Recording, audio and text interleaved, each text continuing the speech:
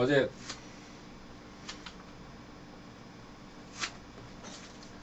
하도 긴장을 많이 해가지고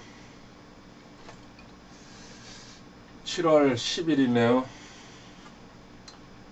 하나님 아버지 감사합니다. 사랑합니다. 7월 10일 주일 아침입니다. 주님, 저희들 주님 앞에 나왔습니다.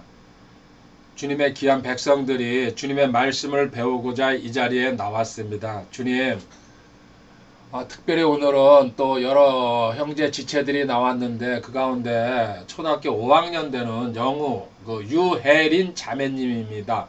주님께서 인도해 주신 줄 믿습니다. 저희들 성경 말씀 배울 때에 마음문이 열리게 하여 도와주셨고 또 귀가 열려서 하나님 말씀을 분별해서 들을 수 있도록 인도해 주실 줄 믿습니다. 이 시간 주님께서 함께해 주시옵소서. 감사드리며 주 예수님의 거룩하신 존함으로 기도드립니다. 아멘. 예, 감사합니다.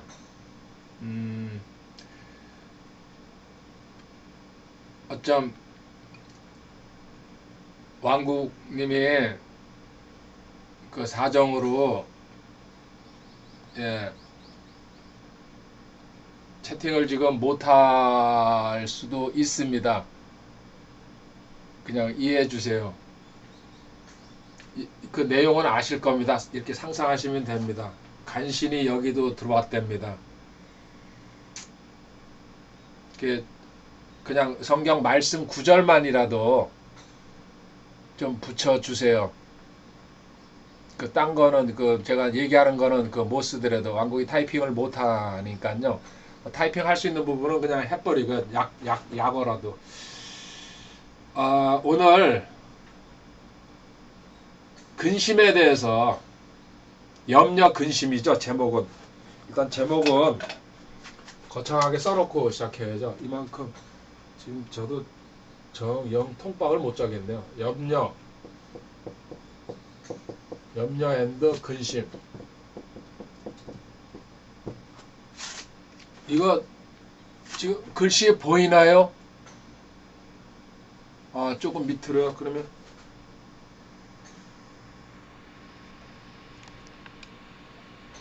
네, 한번 써봐. 글씨 안 보여요?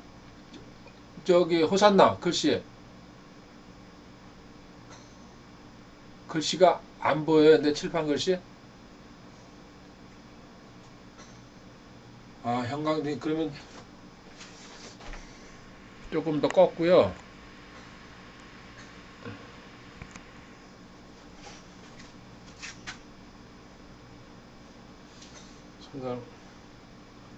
염려 근심이 많이 내려왔는데 반대로 위로 올리라고요? 이렇게?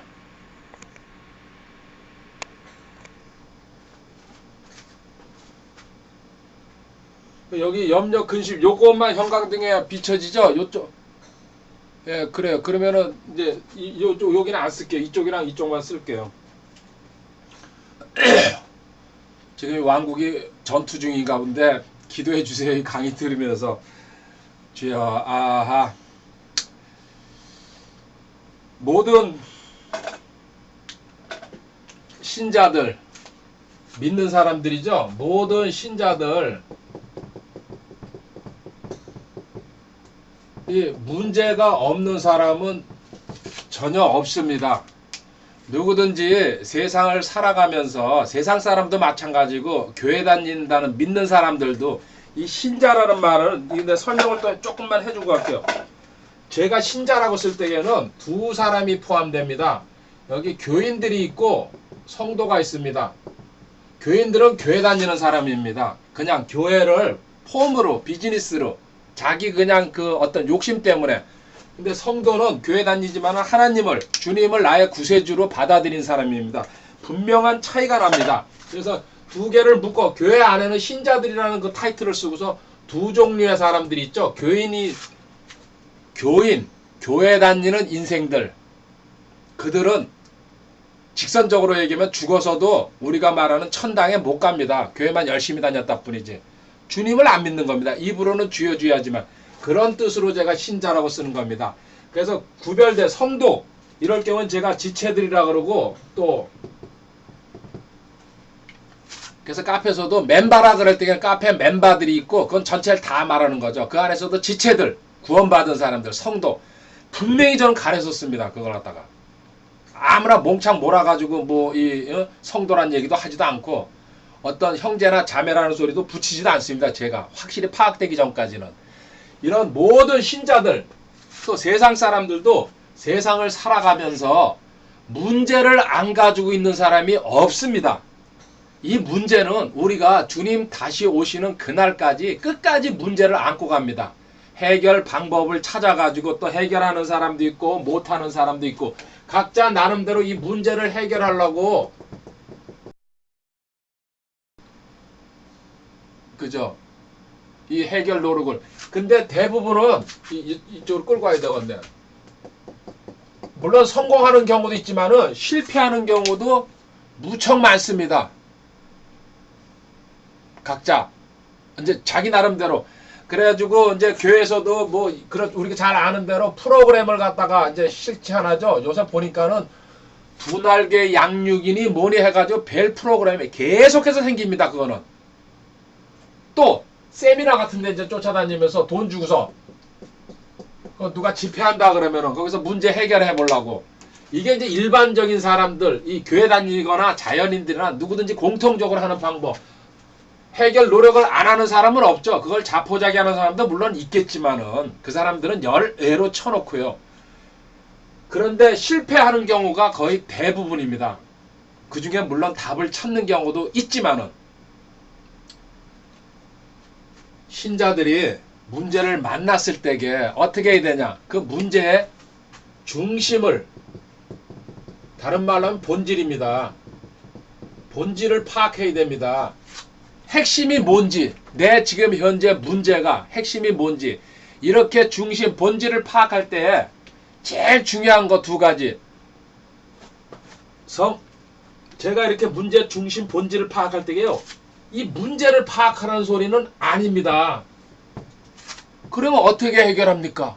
성경에서는 문제를 쳐다보고 또 다른 말로 하면 상황을 쳐다보라는 얘기는 한 번도 없어요. 네가 나한테 지금 문제가 있다. 근데 그 문제의 답을 찾으라고. 세상에서는 그렇게 가죠. 문제의 답. 수학 문제가 나면 수학 문제의 그 답을 찾아야죠. 성경에서는 그렇게 안 가르칩니다. 성경에서 이렇게 얘기합니다. 딱 두 가지만 알면 된다. 너 자신이 나가 누군지 그리고 하나님이 누군지 이게 중심이에요.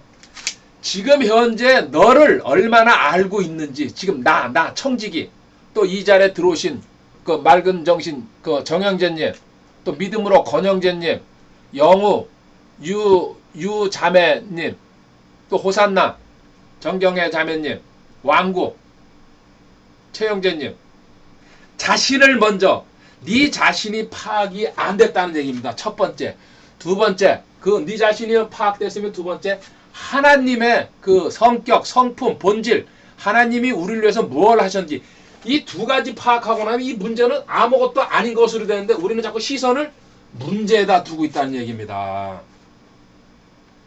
성경에서 처음부터 끝까지 일관되게 흘러가는 얘기가 너를 알고 하나님을 알면 문제는 아무것도 아니다. 이게 성경에서 말씀하시는 겁니다.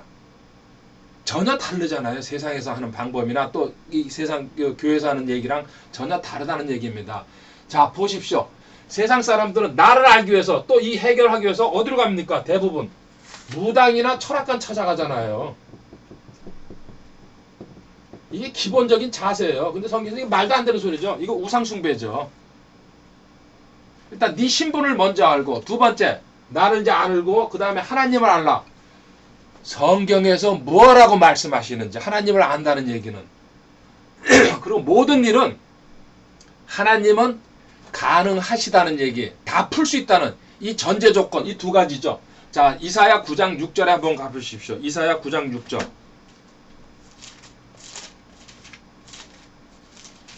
하나님이 어떤 분이신지 주님이 하나님의 대리죠. 하나님이시죠. 이분도 하나님의 아들로 오신 주님이 어떤 분이신지 이사야 9장 6절 이는 한 아이가 우리에게 태어났고 한 아들을 우리에게 주셨는데 그의 어깨에는 정권이 놓이고 그의 이름은 놀라우시니 계획자, 강하신 하나님, 영존하는 아버지, 평화의 통치자라 할 것이기 때문에 지금 주님이 700년 후에 태어나실 건데 마리아를 통해 가지고 700년 전에 이사야 선지자를 통해 가지고 그분 예수님에 대해서 지금 예언을 하고 있습니다. 이사야 선지자가. 이런 놀라운 분이다. 여기 좀 더 정확한 설명은요. 다시 이사야 61장에 한번 가보십시오. 이사야 61장 3절, 1절부터 3절인데 1절만 읽으면 됩니다. 이사야 61장 1절. 주 하나님의 영께서 내게 임하셨으니 이는 주께서 내게 기름을 부으사 온유한 자들에게 좋은 소식을 선포하게 하셨기 때문이라. 그분께서 나를 보내신 것은 마음이 상한 자들을 싸매고 포로된 자들에게 자유를, 결박된 자들에게 감옥에서 노임을.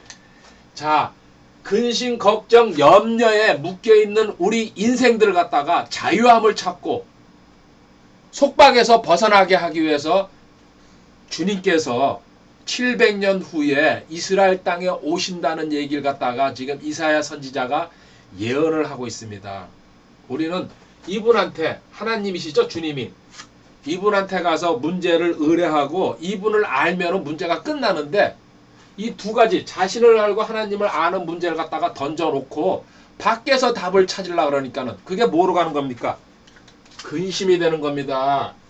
해결이 안 되고, 그리고 근심과 염려는 같은 말 같지만 다른 거예요. 그래서 제가 구별해서 썼어요.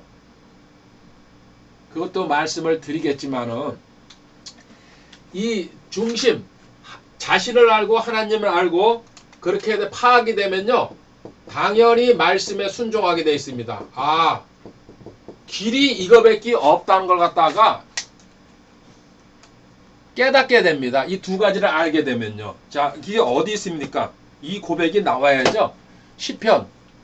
에스더 들어왔네요. 시편 119편. 파이팅. 시편 119편. 128절입니다. 성경 구절. 그러므로 내가 모든 것에 관한 주의 모든 훈계, 모든 것에 관한 주의 모든 훈계, 성경 기록에 나와 있는 모든 훈계를 바르게 여기며 모든 거짓된 길, 세상에서 말하는 철학, 과학, 세상에 똑똑한 사람, 책, 전부 다 거짓된 것으로, 그거는 상대적 진리를 얘기하고 있습니다. 성경은 절대적 진리입니다. 하나님 말씀만 이 세상에서 기준이 되고 절대적 진리라는 이 확신이 나한테 딱 들어왔을 때에 하나님께서 이 문제를 해결해 준다는 얘기예요. 그 전까지는 해결 받을 수가 없습니다. 해결 받는 척 하는 거고 해결 받는 거 비슷하게 보이는 거죠. 착각하고 느끼는 거죠. 그래서 요한복음 8장 32절, 이렇게 확신을 가질 때에 우리한테 이 소리가 당연히 나오게 되어 있습니다. 주님께서 말씀하셨죠. 또 너희가 진리를 알리니, 진리가 뭐라고 하십니까? 내가 길이요 진리요 생명이니. 요한복음 14장 6절이죠. 주님께서 직접 내가 길, 진리, 생명이라고 그랬어요. 진리를 알지니, 이 성경 기록을 알지니, 알고 배우면은 진리가 너를 자유롭게 하리라.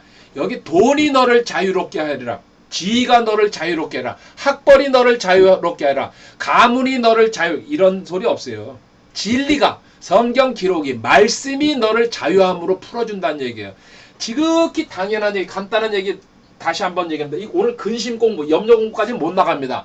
근심 공부하기 위해서 먼저 이제 전제 그 명제를 갖다 얘기하겠습니다. 사람들이고 신자들이고 교회 다니는 사람들은 모든 문제를 갖고 있습니다. 이 문제 해결을 노력하기 위해서 우리가 발버둥 치죠.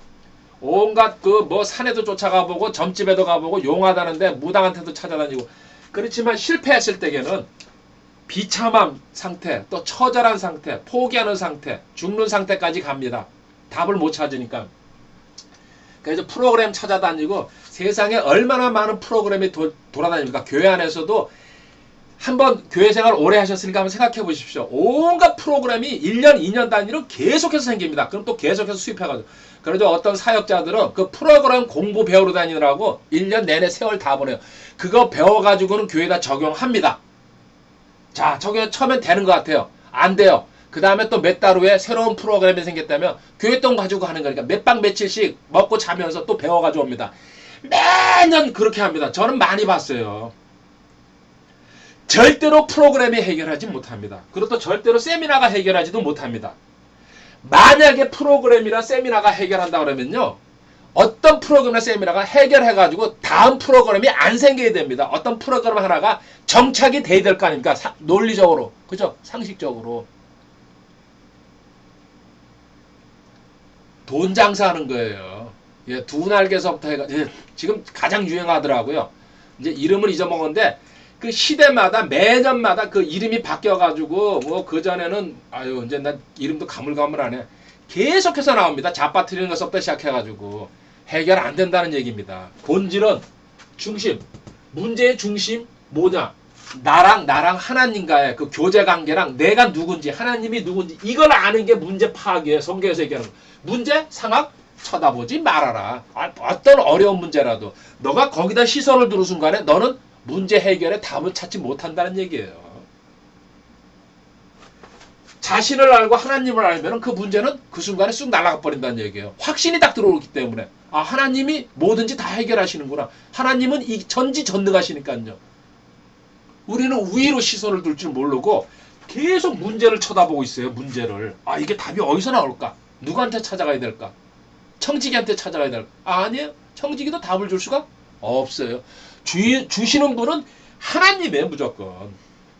그래서 제가 그 대리로 성경을 읽어드리는 거예요. 저도. 이 성경 안에 답이 있습니다. 이 말씀 듣는 가운데 답이 있습니다. 성경을 공부하는 그 과정 중에서 답이 나옵니다. 절대로 저를 나타내면 안 되죠. 저는 먼저 조금 봤기 때문에, 먼저 산을 올라가 봤기 때문에, 이럴 경우에는 성경 여기를 보면은 또 형제들이, 자매들이 먼저 찾아낼 수도 있어요. 그러니까 서로 주고받으면서 성장하는 거예요.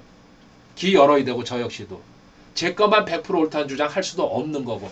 이렇게 자신과 하나님을 파악했을 때에 말씀에 순종하게 됩니다. 진짜로 엎드립니다. 아, 하나님이 무조건 옳습니다. 이런 가운데서 자유함을 얻어간다는 얘기입니다. 그 성경에서는 네가 이 문제를 풀라고 무엇을 하느냐가 문제가 아니라는 얘기입니다. 하나님은 관심도 안 둡니다. 그럼 네 합을 때까지 한번 해봐라. 풀 수 있으면은. 근데 우리는 자꾸 내가 뭘 해가지고 문제가 풀릴 줄 알고 다가갑니다. 근데 하나님 가만 놔둡니다. 자유의지를 존중해가지고. 발버둥 치면서 네 한번 해봐라. 하나님은 다시 한번 얘기합니다. 그래가지고 힘드냐? 그러면 너 자신이 누군지 먼저 알아. 구원받았는지, 교인으로 교회 다니는 건지, 성도.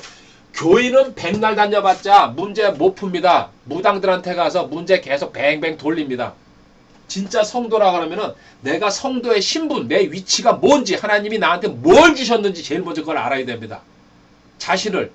해병대나 이런 또 특수부대 애들이 왜 강합니까? 일반 그 군인들보다 더 쇠가 빠지게 훈련하거든요. 그 전투력을 평소에 갖추고 있기 때문에 어떤 전쟁터에 가서도 우리는 일당백이다. 저런 오합지졸한테 이긴다. 확신이 들어가 있기 때문에 그들이 강한 겁니다. 그리고 일반 그 군인들은 그런 훈련을 안 받았기 때문에 특수부대가 온다 그러면 먼저 쫄아버립니다. 쟤들은 특공훈련을 받으려. 그렇지 않습니까? 이게 자신에 대한 확신, 내 신분에 대한 확신이 얼마나 중요해요. 제가 무지무지하게 강조하잖아요. 가장 기초적인 거거든요. 자기가 누군지도 몰라요. 그러면서 어떻게 나가서 싸웁니까? 지피지기면 백전백승이라고 그러죠. 내가 하나님의 자녀고 하나님이 나한테 이런 권리를 주셨고 마귀도 대적할 수 있고 또 세상에서 나를 건드릴 사람이 없다는 이런 확신을 딱 집어넣고 내 뒤에 배경이 백그라운드가 하나님이라는 것 같다 확신을 닦아. 지금 청지기가 그렇게 하고 있지 않습니까? 개뿔도 잘 아무것도 아니거든요. 인간적으로 따져보면은. 근데 저 자신이 누군지를 알고 하나님이 누구라는 것 갖다가 100%는 아니지만 제가 공부한 만큼 알고 있으니까는 누구든지 나를 못 건드린다. 하나님이 허락하시기 전에는 확신입니다. 어떤 경우든지 수천만 명이 쫓아온다 그래도 나는 손가락 하나 까딱하지 못할 거다. 저들이. 하나님이 막아버리기 때문에. 이게 확신이에요. 왜? 배워가지고 내 걸로 소화를 해버린 거예요. 믿을 게 이거밖에 없다는 걸 알았으니까요. 이 경지에 가야 되는데 이 경지에 가기 전에 문제 해결하려고 우리가 근심합니다. 얼마나 발버둥 칩니까? 자, 그럼 염려랑 근심이라는 게 다른 뜻입니다. 성경에서는 분명히 구별해서 쓰고 있습니다. 먼저 말 설명부터 하겠습니다. 염려라는 것은 무슨 뜻이냐면요. 그럼 염려는 앞일에 대하여 앞일. 앞으로 일어날 일이죠. 여러 가지로 궁리하면서 마음을 써서 궁리 마음을 써서 애타하는 겁니다. 애타함, 걱정, 애태움. 이게 염려에 대한 뜻입니다. 그러면 근심도 같은 것 같죠? 아니에요. 근심은 현재 지금 해결 안 되는 문제. 자, 이건 앞일입니다. 미래에 일어날 거 미리 걱정하고 있는 게 염려입니다. 이거는 현재 완전히 다른 내용입니다. 같이 근심 걱정하는 건 마찬가지인데 앞에 걸 보고서 일어나지도 않았는데 내가 앞으로 어떻게 될까? 우리 집이 뭐 망할까? 이 청지 카페가 어떻게 될까? 이게 쓸데없는 염려라는 얘기입니다. 성경에서 염려 집어 던지라고 그러죠. 근심은 미래가 아니고 현재 지금 문제가 내 앞에 있는데 이거를 해결이 안 되고 내 마음대로 안 되니까는 이게 근심. 분명히 다른 얘기죠. 그죠? 해결 안 되는 문제 때문에 속 태우고 그리고 육체적 감정적으로 고통받는 게 근심입니다. 자, 다르죠? 그 성경에서 구별해 써놨어요. 염려랑 근심을 갖다가. 우리인데 물론 비슷한 내용을 많이 갖고 단어상으로 갖고 있지만은 근데 엄밀하게 보면요, 염려와 근심은 이 흠정역에서도 정확하게 구별해서 이렇게 써놓고 있습니다. 현재 내가 하는 게 근심이고 앞에 일어날 일을 일어나지도 않았는데 걱정하는 게 염려라고 단순하게 이렇게 얘기하면은 그 뜻입니다. 그 또 이 근심이라는 말은 다른 말로 슬픔이라고도 같이 번역됩니다. 현재 걱정하니까는 고민이 생기니까는 우울해지고 슬퍼지는 거죠. 자, 그러면은 근심에 대해서 한번 보겠습니다. 오늘 근심에 대한 공부니까는 지금 현재 내 앞에 문제나 걱정, 고통거리가 있는데 해결이 내 맘대로 안 되니까는 근심하는 상황입니다. 근심이 어떤 식으로 성경에서 흘러내려가는지 창세기 6장 6절에 가보십시오. 맨 먼저 창세기 6장 6절. 노아의 방주 사건이죠. 노아의 방주 사건을 일으키기 전에 주님께서 이 세상 방주 사건을 일으키는 이유를 말씀하십니다. 창세기 6장 6절에 주께서 땅 위에 사람을 만드시는 것으로 인해 슬퍼하시며 사람들을 만들어놨더니 하나님한테 순종하지 않고 지 멋대로 악이 넘치게 생활해 슬퍼하시며 또 그것으로 인해 마음에 근심하시고 현재 그 세상의 상황을 그 당시 그 노아의 홍수 바로 전 상황을 보시고 하나님도 근심하신다는 얘기입니다. 근심하시고 하나님께서 또 어디 있습니까?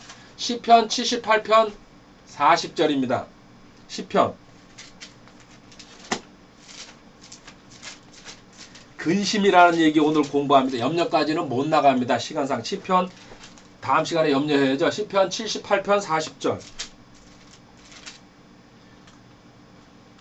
그들이 얼마나 자주 광야에서 그분을 경노하게 하고 사막에서 그분을 슬프게. 자, 광야 40년 동안 그 이스라엘 백성들 방랑할 때에 하나님을 얼마나 걱정시키고 근심시키고 10번이나 하나님한테 시험하려고 대들었다 그러죠. 민수기 14장에 나오잖아요. 이스라엘 백성들 하나님을 또 근심하게 했습니다. 같은 말씀이 시편 95편 10절에 시편 95편 10절에도 있습니다. 내가 40년 동안 이 세대로 인해 근심하여 이르기를 그것은 내 마음속으로 잘못하는 백성이여 그들이 내 길을 알지 못 내 길을 하나님이 누군지 하나님의 뜻이 무엇인지 알지 못하고 자기들 방법대로 문제 해결하려고 하니까 다시 제가 강조합니다. 오늘 핵심은 이겁니다. 문제가 생겼을 때에 고통거리가 생겼을 때에 그 문제 쳐다보지 말고 나를 쳐다보고 하나님을 쳐다보라는 얘기예요. 이게 문제 푸는 핵심이에요. 그리스도인이 성도가 이 단순한 이 기초적인 걸 갖다 집어넣어 가지고 있지 않기 때문에 문제가 생기면 우왕좌왕하는 거예요. 교회 다니면서도 점집에도 쫓아가고 또 옆 사람한테 물으러 다니라고 정신없고 자, 이스라엘 백성들이 하나님을 근심시켰다는 거. 또 마가복음 3장 5절에 가면요. 주님께서 근심하셨다는 얘기가 나옵니다.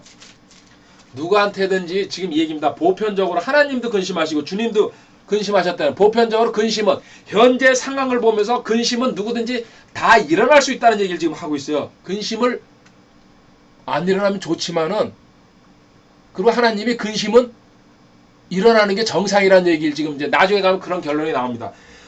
마가복음 3장 5절.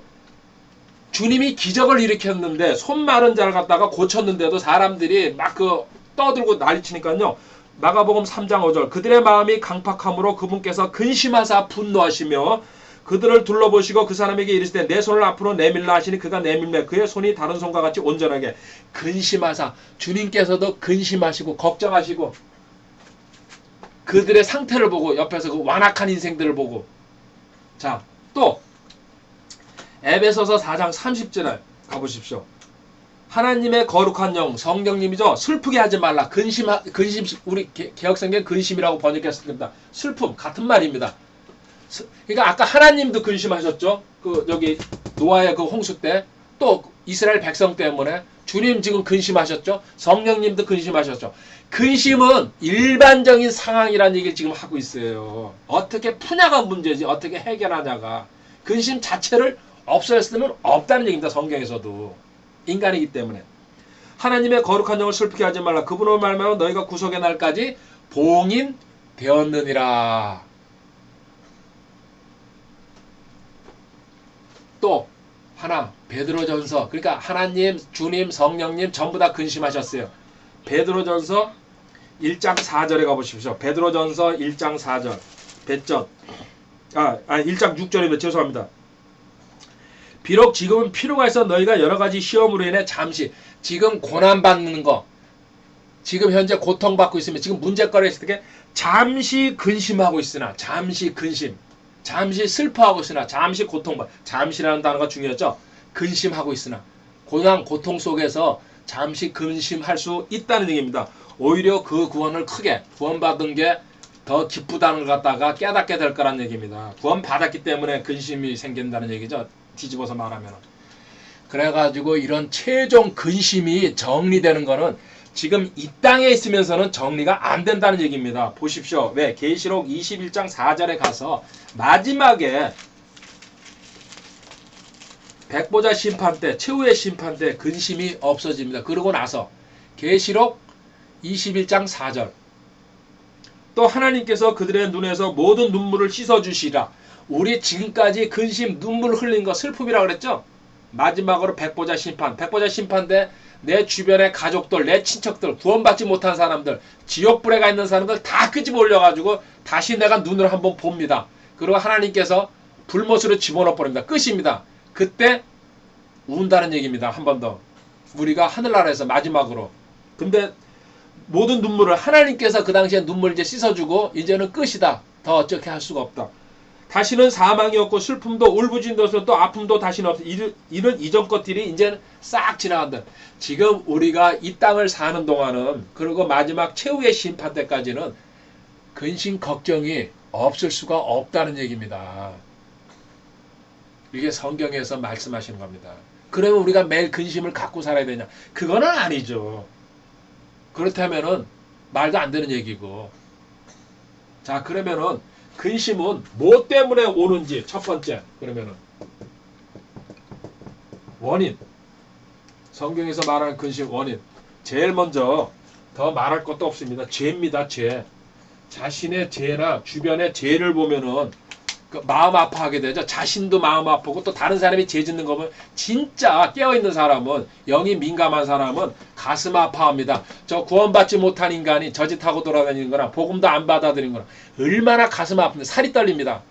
지 운명이 어떻게 될지도 모르고 지옥 가는지도 모르고 좋다 그러면서 돌아다니잖아요. 그리고 내 주먹을 믿겠다 그러고 얼마나 한심합니까? 그들이 우리를 보고 또 한심하다 그러죠. 왜 저질환하고 있을까? 왜 주일날 교회 가고? 자, 시편 38편 17절입니다. 죄. 시편 38편 17절. 내가 이제 머뭇거리게 되었고 내 고통이 항상 내 앞에 있어 하면 18절 내가 내 불법을 밝히 드러내고 내 죄로 인하여 슬퍼하리다. 자, 근심, 걱정, 고통이 오는 것. 첫 번째, 이 죄에 대해서 애통할지 모르고 슬퍼할지 모른다 할 때 그 사람 양심은 화인 맞은 겁니다. 신자라 그러면서, 믿는다 그러면서 자기가 나쁜 짓을 저지르고 거짓말하고 나서도 거기에 대해서 뉘우침이나 죄책감을 느끼지 못한다 그럴 때, 물론 그 죄책감 때문에 우리가 지옥 가거나 그런 거 정죄는 없어져 버렸어요. 하지만 회개하고 애통해 할 줄 알아야 됩니다. 아직도 내가 연약하다는 거. 또 다른 말로 어디 있습니까? 시편 51편 1절부터 4절. 그 다윗의 회개 시 아닙니까? 시편 51편 1절부터 4절. 오 하나님이여 주의 인자심에 따라 내게, 이거 지금 바세바랑 간음하고 나서 그 지은 시죠. 내게 긍휼을 베푸시며 주의 크신 긍휼에 따라 내 범죄들을 지워주소서. 애통하는 겁니다. 침상이 젖도록 운다는 얘기 아닙니까? 내 불법에서 나를 철저히 씻기시며 내 죄에서 나를 정결하게 하소서. 내가 내 범죄들을 시인하오니 내 죄가 항상 내 앞에 있나이다. 내가 주께만 오직 주께만 죄를 짓고 주의 눈앞에서 이 악을 행하였사오니 이로써 주께서 말씀하실 때 의롭게 되시고 판단하실 때 깨끗하시리이다. 자기 죄 때문에 애통할 줄 알아야 되는 거, 근심할 줄 알아야 된다는 얘기입니다. 또 하나, 시편 119편 158절에 그 뒤에 다른 사람 범죄하는 거, 범죄자들 보고서도 애통할 줄 알아야 돼, 근심할 줄 알아야 된다는 얘기입니다. 보고서도 나쁜 짓 하는데도 관심도 안 두고 그 무감각하다 그러면요, 그 사람 뭔가 잘못됐습니다. 거듭난 그리스도인인지 한번 돌아봐야죠. 시편 119편 158절 범죄자들이 주의 말씀을 지키지 아니하므로 내가 그들을 보고 근심하였는다. 범죄자들, 악인들이 주의 하나님 말씀을 지키지 않기 때문에. 다른 얘기로 카페에 들어가서 까불고 지 멋대로 구는데도 한마디 할 줄도 모르고 그걸 보고서도 그냥 점잖쳐 지나간다 그럴 때게, 아직 그 사람은 본인은 어떤지 모르지만요, 제가 볼 때에는요 뭐라구나 수준이. 난 한참 올라가야 된다. 노골적으로 내가 늘 얘기합니다. 댓글 달아서 극소수입니다. 물론 바빠서 글을 못 봐서 못다는 경우 있고 특수한 경우. 하지만 아닌 것을 보고서는 아니라고, 예 아니오라고 할 줄 알아야 된다는, 이게 그리스도인이에요. 배운 사람이고 하나님의 성령이 움직이시는 거예요. 말씀대로 따라가고 있다는 얘기예요. 그 작은 일도 못하기 때문에 제가 솔직히 좀 우습게 봅니다. 이진이라고 늘 이렇게 뒷줄에다 세워놓습니다. 댓글 하기도 못하는 사람들 천지에 천지. 지금 870명이 돼도 830명 정도, 800명 이상은 20-30명이 댓글 달고 다니고 있습니다. 자신을 한번 아닌 건 아니다, 긴 거는 기다고 고린도후서 1장 20절에 나와 있잖아요.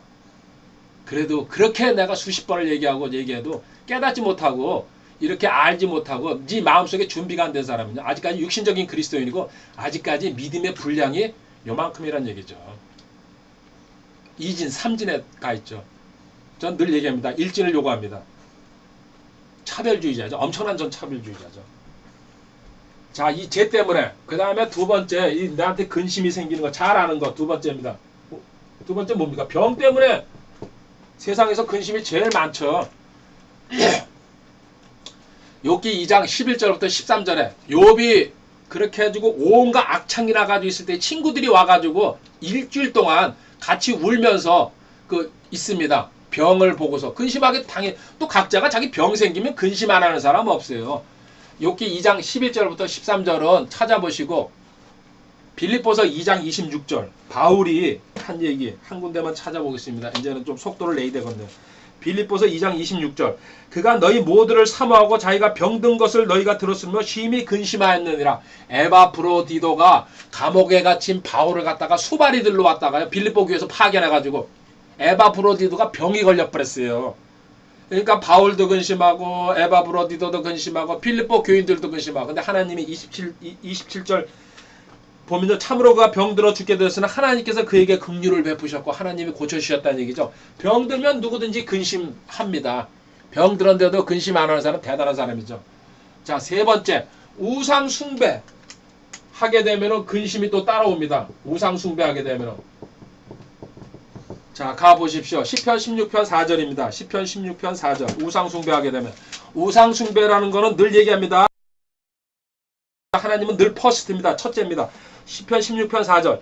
서둘러 다른 신을 따르는 자들은 고통이. 서둘러서 다른 신, 세상에 있는 이방 잡신들, 하나님 말고 그걸 믿고 따른다 그럴 때는 전부 다 우상입니다.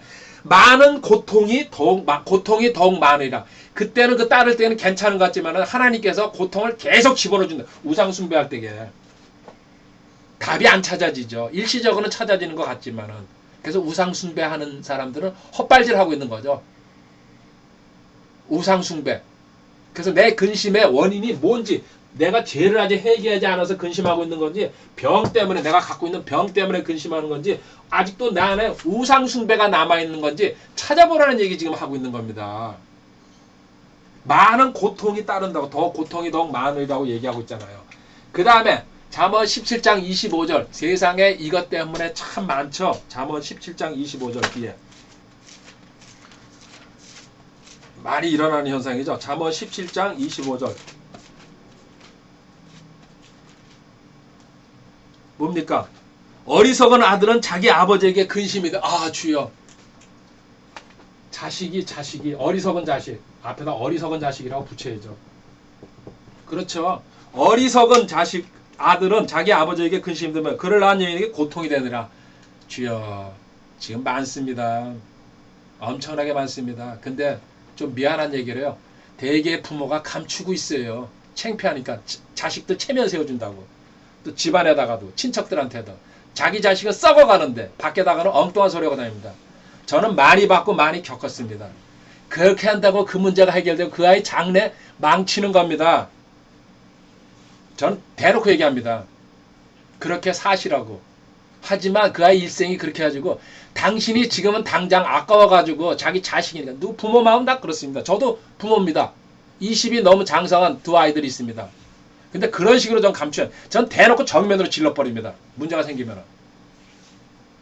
그러고 까놓고 얘기해버리고요. 50과 다 모인 자리에서. 왜? 빛 가운데로 걸어가야지 문제 해결된다는 걸 알기 때문에. 그냥 난타해버려요.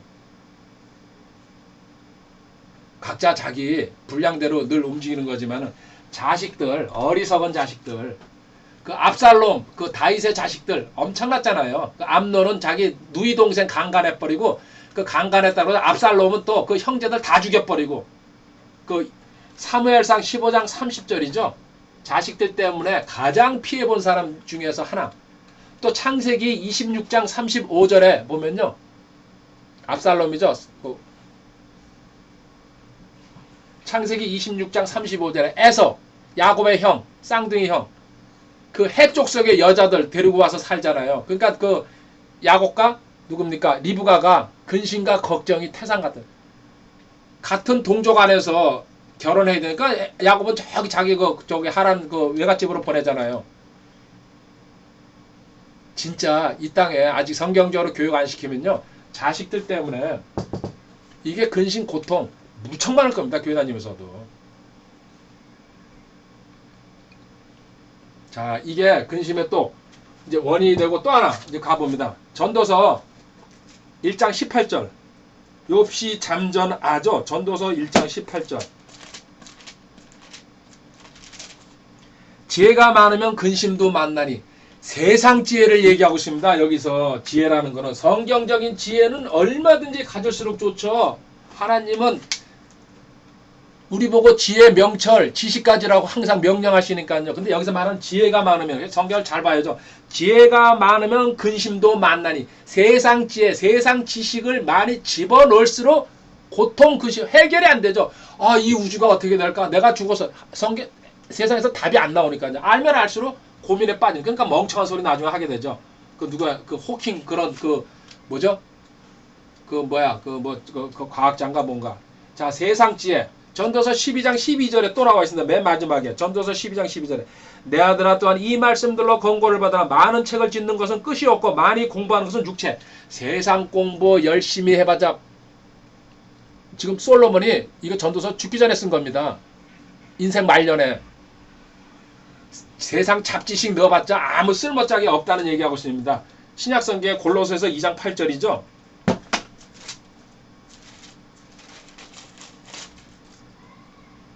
어떤 사람이 철학과 헛된 속임수로 너희를 노력할까 조심하라. 그것들은 사람들의 전통과 세상의 유치한 원리들을 따르는 것이요 그리스도를 따르는 거예요. 철학과 세상 전통, 세상 지식, 세상 지혜. 그 다음에 골로새 2장 20절에 밑에 또 나와 있습니다.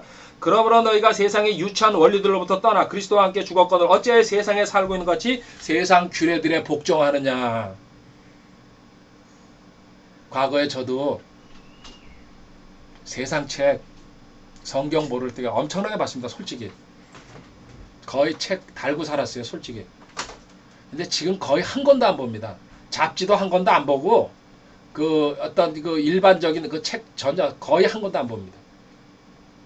신문도 딱 한 가지만 보고. 성경에 관계된 책. 이것만 봐도 평생 봐도 모자라는데 그전에는 주간지서부터 해가지고 뭐 월간 조선인이 있다 전부 다 사들였어요. 하다못해 리더스 다이제스트 정기 구독하고 손에 닥친 대로 왜 세상 지식을 많이 알아야지 세상에선 그 똑똑하다 그러고 출세할 수 있고 그렇게 시키니까요. 지금은 그런 책들은 단 한 권도 사들이지 않아요. 단 한 권입니다. 아까워서. 안 봐도 아무 지장이 없더라고요. 살아가는데. 근데 아직도 그거 깨닫지 못하면은 세상 거랑 같이 가려고 그러죠. 자, 그 다음에 또 우리 원인, 근심하는 지금 원인을 찾아보고 있습니다. 요 옆에다 쓸게요. 밑에 여기 하나 더 써도 되겠구나. 뭡니까?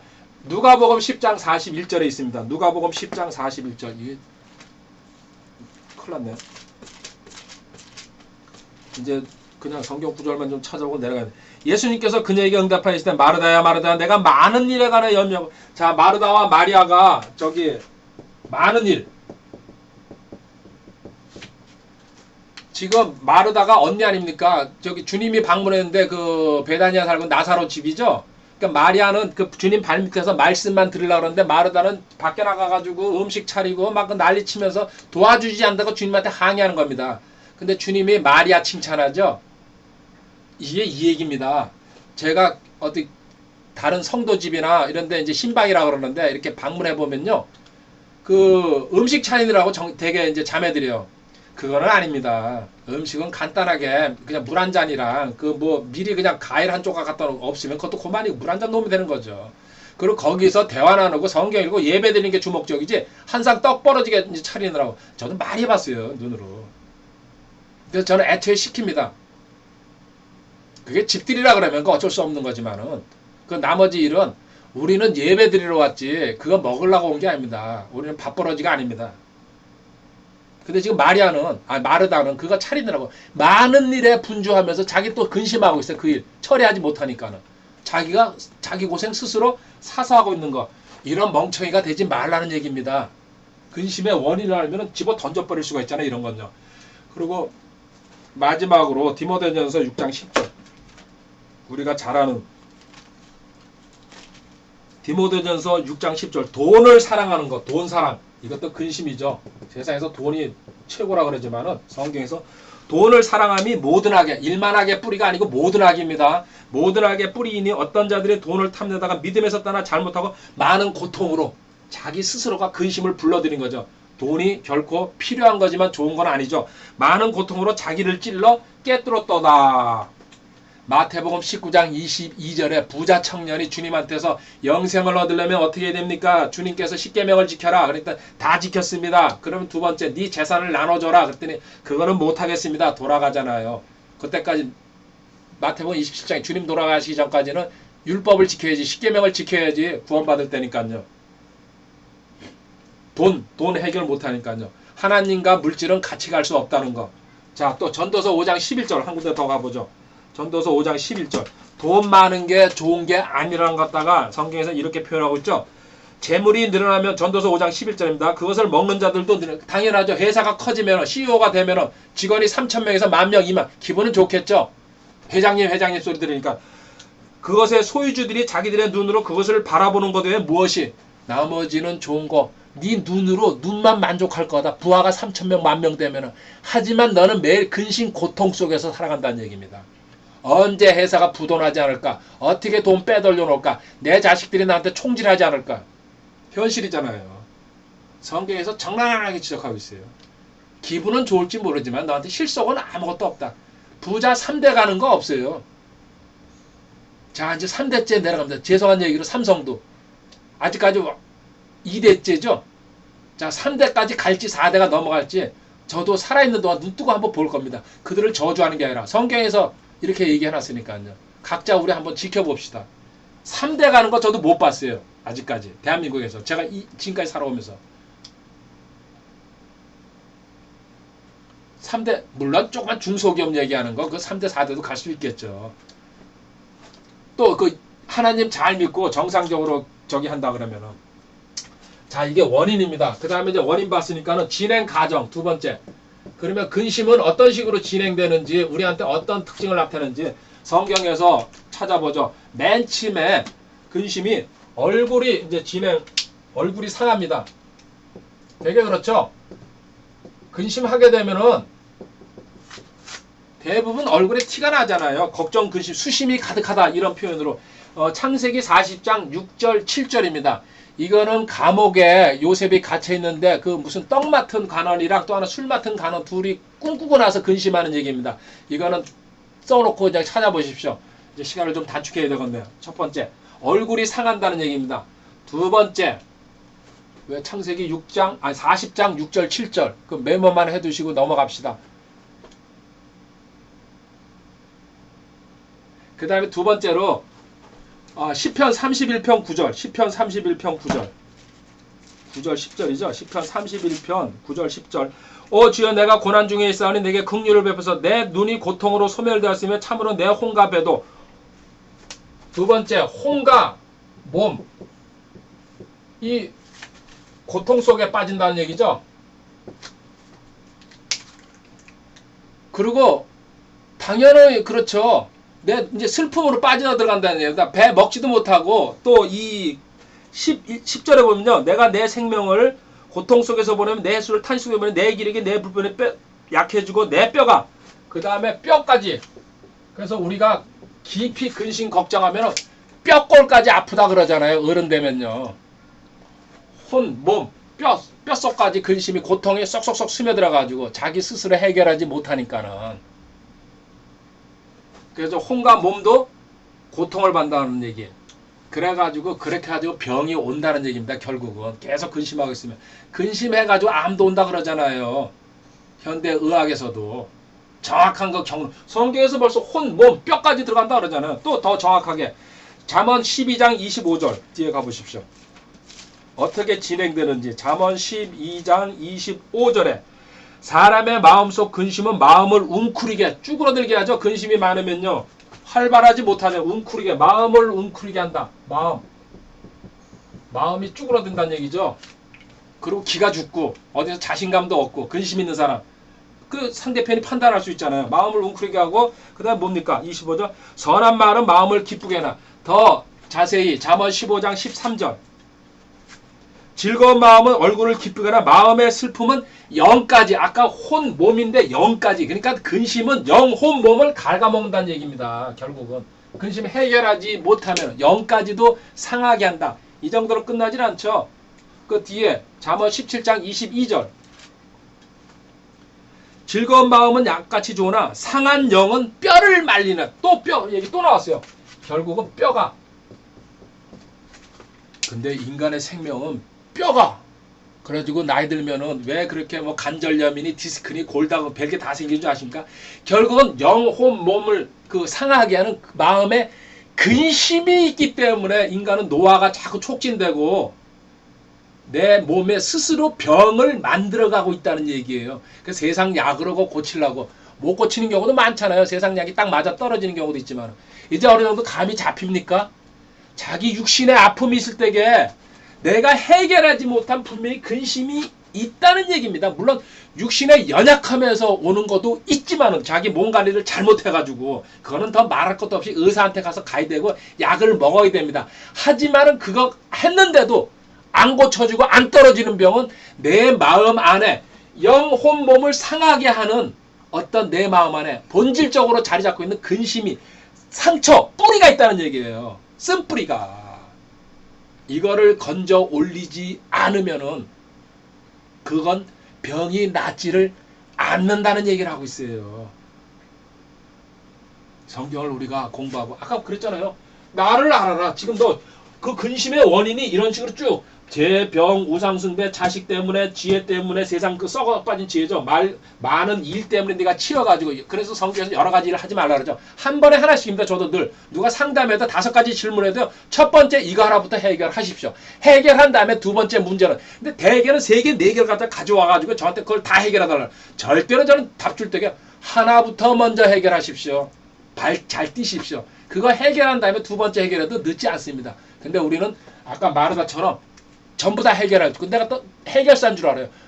절대로 난 그런 식으로 답 안 줘요. 한 발부터 뛰십시오. 그거 해결되면요, 그 다음 문제 해결하러 들어가십시오. 제 머리 용량으로는 그렇게밖에 못합니다. 딱 난 그렇게 얘기해버리죠.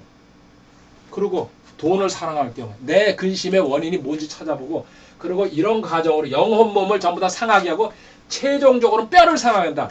뼈에 골수가 들어있는 게 사람의 생명을 갖다가 유지하고 있습니다. 의학에서도 나왔잖아요. 결국 최종점에서는. 그래서 뼈가 약해지고 뼈가 늙고 뼈가 골아버리면요, 끝나는 거예요, 인생. 그래서 제가 기도하면서 항상 이렇게 여기다 손을 얹다 그러잖아요. 하나님, 제 뼈를 갖다가요, 강의하는 동안은 튼튼하게 해주세요. 몇 시간, 5시간, 10시간을 떠들어도 지치지 않도록. 뼈가 튼튼해야지 서 있을 수 있잖아요. 15년 전부터 그렇게 기도해요. 손 뒤에다 딱 대고 앉아서 그렇게 기도합니다. 성경 이거 보고 뼈가 중요한 거구나. 뼈를 상하게 하면 아무것도 아니게 되는구나. 자, 이게 진행이고요. 그 다음에 이 근심이 이제 일어나는 게 이게 정상적이라는 얘기입니다. 사실. 세 번째. 그러면 이 근심이 왜 정상적인지 한번 보십시오. 느헤미야 2장 3절. 느헤미야 2장 3절. 느헤미야 2장 3절. 왕에게 느헤미야가 지금 그 왕 앞에서 지금 근심 걱정으로 서 있는데, 왕 앞에 왕 술을 이렇게 잔을 갖다 주는 사람인데, 이거 엄청난 지위죠. 거기 독약을 먼저 검사하고 왕한테 먹으라고 갖다 준다는 얘기입니다. 왕에게 하는데 왕께서 영원토록 사실 그 도시 곧 내 조상들의 돌무덤에 있는 곳이 황폐하고 그 도시의 성문들이 불타 없어졌으니 어찌 내 얼굴에 슬픈 기색이 없사오리까. 왕이 물으니까 슬픈 기색, 수심, 근심이 있다는 얘기입니다. 자, 자기 조국이 엉망진창, 예루살렘이 엉망진창이 됐다는 소식을 듣고 나서 느헤미야가 걱정, 근심하고 있다는 얘기입니다. 성경에서 정당한 근심은 다 이렇게 표현하고 있습니다. 또 가볼까요? 느헤미야만이 아니고 그 다음에 누가 있습니까? 로마서 9장 2절에 바울도 근심합니다. 로마서 9장 2절. 내게는 마음속에 큰 근심이 있고 계속해서 슬픔이.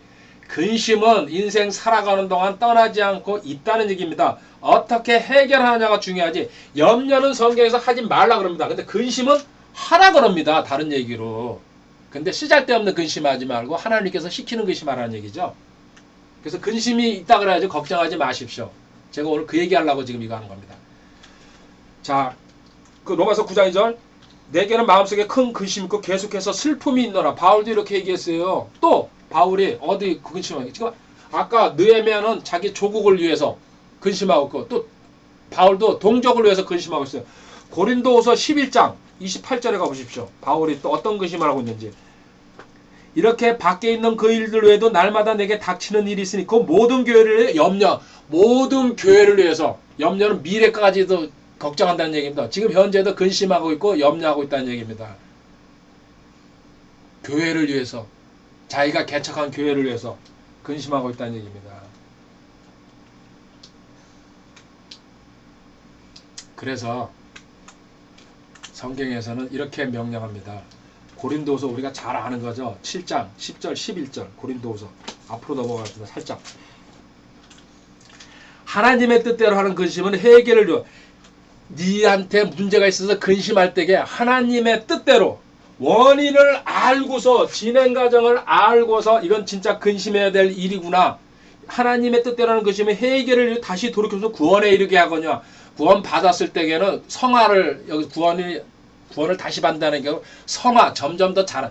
구원은 3단계로 나눠진다 그랬죠. 칭의가 있고 성화가 있고 영화가 있다 그랬습니다. 성화를 계속 이루어 간다는 얘기입니다. 점점 더 영적으로 성장한다는 얘기죠. 세상의 근심은 사망을. 그런데 네가 이 하나님의 방법으로 가지 않고 세상 방법으로 해결할 때는 결국은 우울증이나 정신병원이나 사망으로 간다는 얘기입니다. 둘 중에 하나 택하라는 얘기입니다.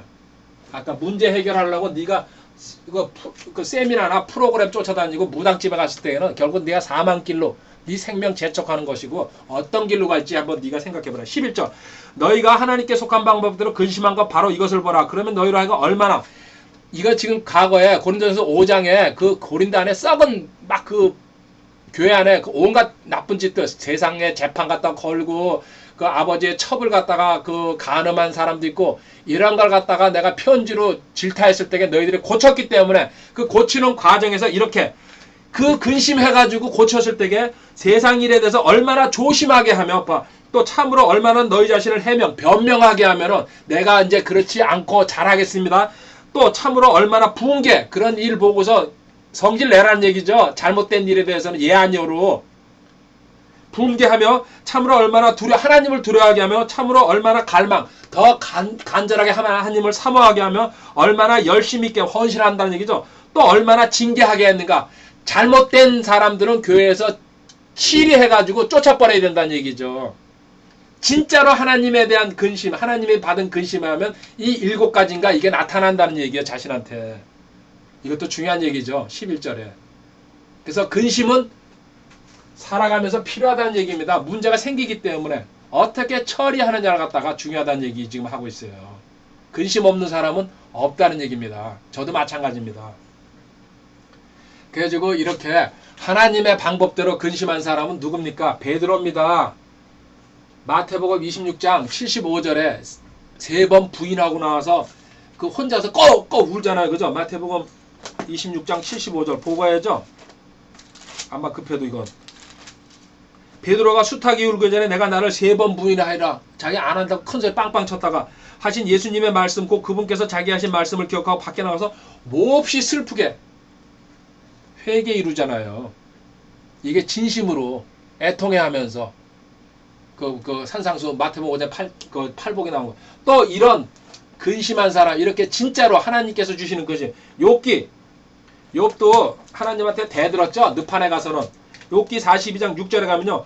그러므로 내가 내 자신을 몹시 싫어하고 티끌과 재 속에서 회개하나이다. 진짜로 이제 하나님을 만났습니다. 내가 건방졌군요. 욥도 교만했기 때문에 이렇게 당한 겁니다. 사실은 쭉 내용 읽어보면은 그 인내의 대명사라 그러지만은 교만 고쳤다는 얘기입니다. 이게 진짜 근심입니다. 반대로 마태복음 27장 3절에 가면요. 그 가룟 유다 예수님 팔아먹은 인생 마귀죠. 그것도 후회했어요. 그러고 지 목 매달았어요. 회개가 아닙니다. 그 인생은 후회.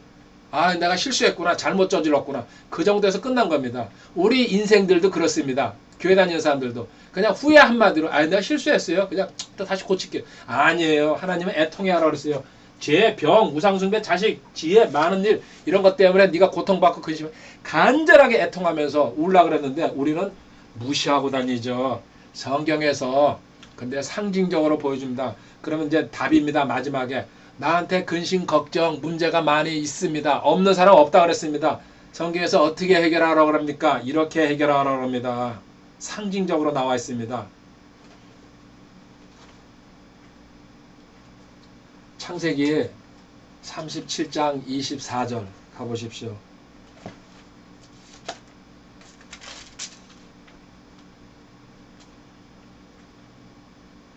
아, 27장 24절이 아니고요. 33절 34절 34절 아유 죄송합니다. 34절 야곱이 자기 옷을 찢고 허리에 굵은 배를 두르고 여러 날 동안 자기 아들을 위하여 애곡하니. 자 뭡니까 이 34절을 갖다가 내가 아유 잘못 써놔가지고 요셉이 죽었다는 소리를 듣고 형들이가 구렁이다 집어넣어가지고 그 짐승들한테 자기 옷을 찢습니다. 34절.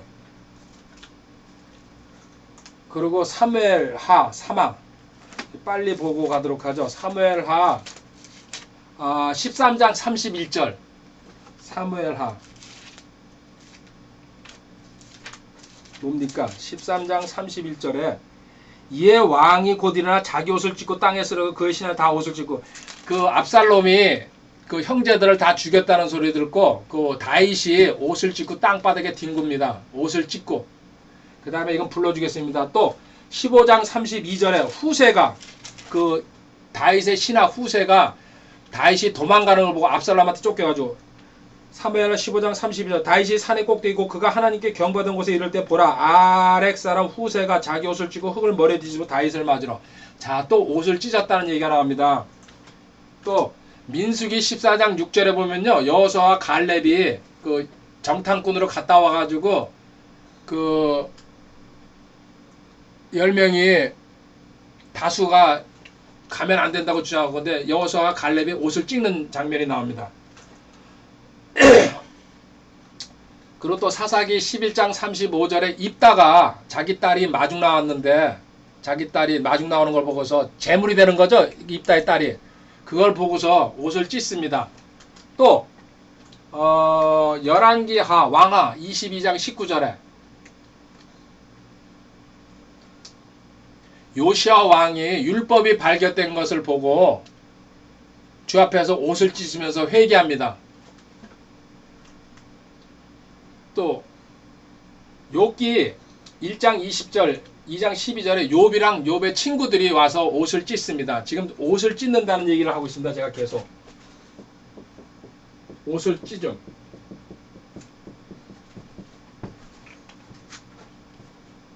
자, 이 정도로 하고요. 이제 신약성경에 한 군데 보여드릴게요. 시간이 없으니까요. 사도행전 14장 14절에 가보십시오.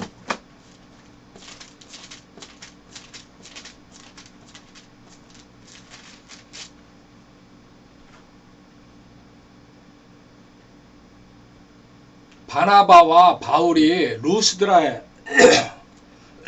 갔는데 사람들이 막 신이라고, 쭈피터니 이거 뭐라고 얘기합니까? 그 머큐리 신이라고 막 사람들이 저기 이 바나바와 바울을 갖다가 봤더니까요. 사도행 14장 14절 바나바와 바울 두 사도가 이 말을 듣고 자기 옷을 찢으며 사람들 가운데 달려들어가. 자기 옷을 찢으며 또 바울과 바나바도 옷을 찢었다는 얘기입니다. 걱정, 근심, 고통을 나타내는 방법이 옷을 찢는 건데, 이 옷을 찢는다는 상징적인 동작 안에 해답이 있다는 얘기입니다. 각자한테 근심 있을 때에 내 옷을 찢으라는 얘기입니다. 그 옷을 지금 현재 찢으라. 이 옷 찢고 그 소리가 아니죠. 어떻게 옷을 찢으라. 자, 보십시오. 요엘서 2장 13절에 답이 있습니다. 요엘. 호혈압 옴념이죠. 요엘. 구약에서는 옷을 찢었는데 이렇게 얘기합니다. 너희 옷을 찢지 말고 너희 마음을 찢으라. 이게 답입니다. 너희 옷을 찢지 말고 마음을 찢으라. 구약에서 그래서 많은 그 지금까지 이렇게 더 많이 있습니다. 제가 적어놓은 거는. 근데 그 걱정, 근심, 고통거리가 생겼을 때 전부 다 옷을 찢습니다. 상징적으로. 이게 구약에서는 늘 원형이라 그랬잖아요. 모형을 보여주는 거라고. 신약에서는 이 네 마음, 애통하라는 얘기입니다. 근심 걱정이 생겼을 때게. 야고보서 4장 9절 이 답이 고난을 받고 애곡하며 슬피 울지어다. 고통 걱정 근심 고난 환난 당했을 때 슬피 울지어다. 너희 웃음을 애곡으로 너희 기쁨을 근심으로. 애통하는 자가 복이 있다는 얘기입니다. 근심이 생기면은 하나님 앞에 마음을 찢고서 하나님 제가 뭐 해결해야 됩니까? 어떤 방식으로 나야 됩니까? 간절하게 구약시대에 옷 찢은 것처럼 옷을 찢었다는 얘기. 구약에서 무슨 얘기입니까? 옷 찢어진 옷 입고 어떻게 거리를 돌아다닙니까? 나는 죄인입니다. 나는 이렇게 고통받고 있습니다. 근심하고 있습니다. 기도해 주십시오. 나는 부끄러운 인생입니다. 신약시대 때 옷 찢을 수가 없으니까요. 네 마음을 찢어가지고 애통하고 고통받고 근심하라는 얘기입니다. 하나님께서 주신 근심이면은 제가 간절하게 이렇게 통회하고 자복합니다. 회개합니다. 무슨 얘기인지 아셨습니까? 근심은 그렇게 해결하는 겁니다. 문제가 생겼을 경우에. 근심 없는 사람 없습니다. 여기서 한 발짝 더 나갑니다. 그래서 고린도후서 6장 10절 바울이 이렇게 얘기합니다. 근심은 어떻게 보면 필수사항입니다. 우리가 빠져나갈 수 없는. 고린도서 6장 10절 근심하는 자 같아나 항상 기뻐하고, 근심이 있지만은 기뻐한다는 얘기. 근심을 해결했기 때문에, 옷을 찢고 마음을 찢고서 애통해 했기 때문에 해결하고. 또 하나 히브리서 13장 17절 한 군데 더 가보고 최종 마무리하겠습니다. 너희를 다스리는 자들에게 순종하고 복종하라. 그들은 마치 자기가 해게 보갈 자인 것 같이 너희 혼을 위해 깨어있나니 그들이 기쁨으로 그것을 하게 하고 근심으로. 위에 사람들 근심시키지 말라는 얘기죠. 근심으로 하지 말게 하라. 그것은 너희에게 유익을 주지. 저도 마음 아픈 일이 참 많습니다. 카페를 쳐다보면은 하는 행동이나 말을 보면은 믿지 않는 사람들 또 자연인들 냄새들이 그렇게 하는 건 별 신경 안 씁니다. 그래라 니들은 본질이 그러니까. 하지만 믿는다 그러면서, 그리고 또 아직까지도 그 하나님을 안다 그러면서 구원받았다 그러면서도 좀 멍청하게 움직일 때 보면요 제 마음에 애처롭습니다. 어떻게 말을 하기도 곤란하고, 물론 말하면 또 상처받는 거고 또 도망가는 경우도 있어요. 네가 뭔데 이러면서. 그래서 저도 극도로 조심합니다. 그릇이 된 사람한테는 거의 대놓고 퍼부어버립니다. 너는 이 정도는 받아들이라고 생각하고. 근데 그래도 못 받아. 지금도 많이 간 사람들 많잖아요. 우리 여기 카페 강의에 들어오다가도 뭔가 저한테 상처받은 거거든요. 알죠 저도 어느 정도는. 근데 어떻게 합니까? 제가 그들 비위 맞출 수는 없습니다. 근데 저는 애달파죠. 하나님 언젠가 왜 그런 확신인 줄 알아요? 바른 것을 네가 배웠는데, 내가 바른 것을 가르쳤는데 언젠가 하나님의 시간에 꼭다리 돌려줄 거다. 그게 확신입니다. 내가 썩은 걸 가르쳤고 성경 아닌 걸 가르쳤으면 어디 광야로 가겠지만은 언젠가는 너는 리턴할 것이다. 메가더 장군이 거기 필리핀에서 쫓겨나가면서 알백 리턴이라고 그랬잖아요. 그죠? 똑같아요. 저도 그 심정 갖고 있어요. 언젠가 바른 게 들어간 상태에서는 절대로 거짓을 집어넣지는 못할 것. 일시적으로는 네가 거기 갈 수 있었어도. 이 얘기로 제가 마무리합니다. 오늘 이 얘기 이것 때문에 했습니다. 근심. 여기 지금 근심의 원인이 여러 가지가 있지만요. 우리 개인적으로 근심하는 일이 사람들이 해결하지 못하는 얘기가 대표적인 거 제가 듭니다. 이 뭡니까? 음란. 다른 말로 하면 이 섹스입니다. 솔직히 얘기하면. 그 다음에 또 하나 큰 게 또 뭐가 있습니까? 마약. 지금 우리나라는 아직까지는 이렇게 그 마약 국가 아니지만은 너무 자꾸 퍼져가고 있습니다. 말세가 되니까는. 그 다음에 또 뭐가 있습니까? 술, 도박, 또 하나 거짓말. 이게 대표적인 것입니다. 여기에 중독된 사람들이 많습니다.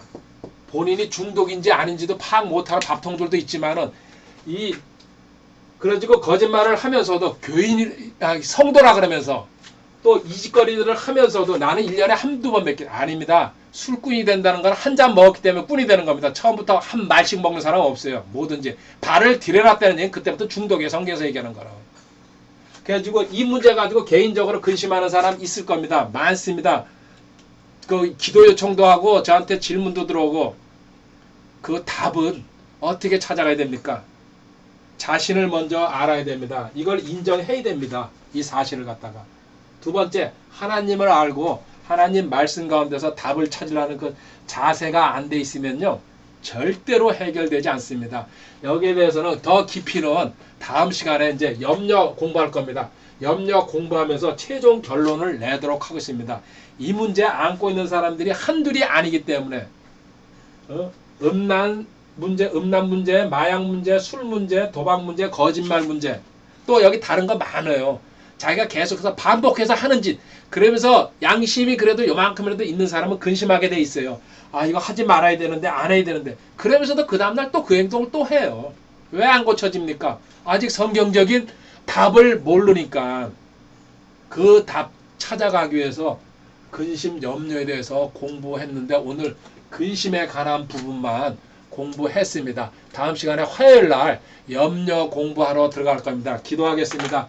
하나님 아버지 감사합니다. 7월 10일 주일 아침에 주님 말씀을 공부했습니다. 오늘 근심에 대해서 공부했습니다. 주님, 저희들 주님께서 주시는 근심은 기쁜 마음으로 받아들입니다. 그리고 주님께서 주시지 않는 근심은 전부 다 버려버립니다. 주님, 분별할 수 있는 능력도 주시옵소서. 이 자리에 참석한 주님의 귀한 백성들, 에스더님, 호산나님, 맑은정신님, 영훈님, 믿음으로님, 왕국님, 주님 또 청지기도 있습니다. 주님 기억하여 주시옵고 저들 마음속에 주님께서 주시는 근심으로만 차게 하시고 나머지 모든 것이 뭐 던져버리고 성경적으로 해결받을 수 있도록 주님께서 도와주실 줄 믿습니다. 다음 시간에 만날 것을 주님 약속드리며 주님 사랑합니다. 오직 고백은 이거 하나뿐입니다. 끝까지 저희들 주님 다시 오시는 그날까지 주님께서 인도해 주실 줄 믿습니다. 감사드리며 주 예수님의 거룩하신 조남으로 기도드립니다. 아멘. 할렐루야. 예, 반갑습니다. 예.